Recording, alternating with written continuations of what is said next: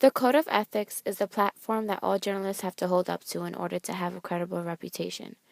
You have to make sure you're accurate, truthful, independent, transparent, and accountable for all consequences. The journalism students of St. John's learn about the Code of Ethics and how they're going to have to apply it out in the field.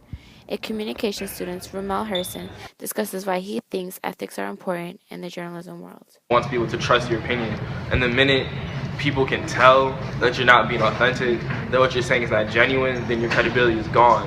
Once your credibility is gone, then there goes your career, there goes your listeners, there goes your fan base.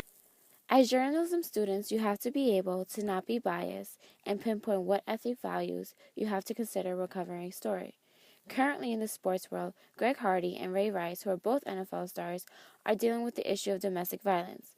The sports director of Red TV, Rinaldi Gabriel, discussed how sport broadcasters use the code of ethics to not be biased when it comes to an athlete. You have to be honest with yourself when you cover them. There should be no bias toward them, even if that's your favorite player, if it's your team. You have to differentiate. You have to differentiate between what is right and what you like. For me personally, I have to make sure people understand the rights and the wrongs. And no matter whether it's in sports or news, that's always number one. That's the most important thing. The Code of Ethics is there for journalists to be objective and fair. As journalism students, you are taught the importance of ethics because your word is your reputation. Once you break the Code of Ethics, you could lose your job and your following because you are untrustworthy. The Code of Ethics are taught to the future journalists in order to make sure they become reputable, unbiased journalists.